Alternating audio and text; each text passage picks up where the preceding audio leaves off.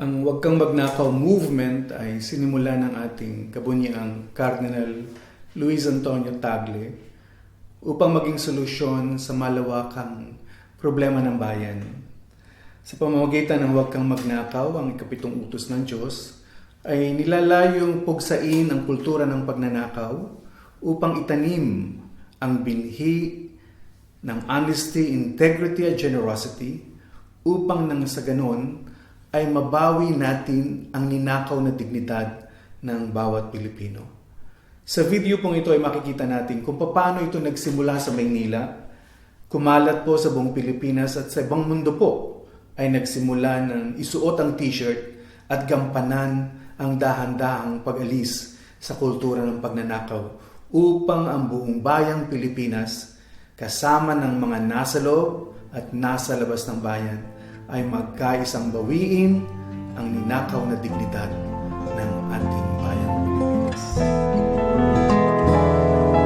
Ako'y nangangarap na makita ang bayan kong ganap na malaya.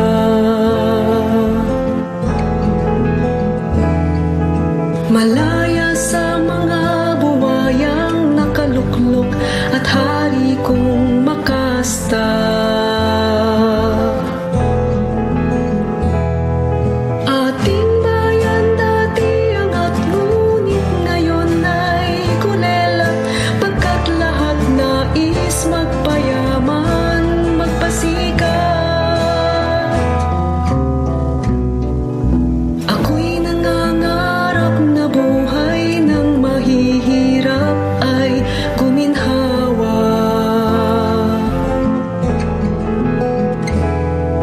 Yaman natin sapat kung walang kukupit at lahat ng sakim ay maglaho na.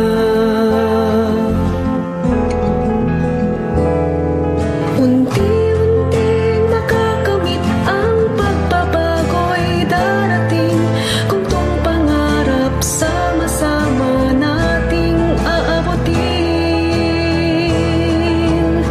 Huwag kang magnakaw, ang tunay na Pilipino'y marangal.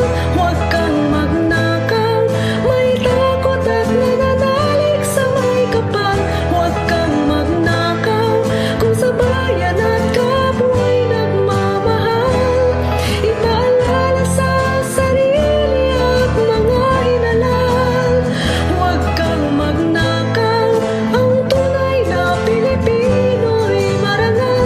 Huwag kang magnakaw, may takot at nananalig sa may kapal.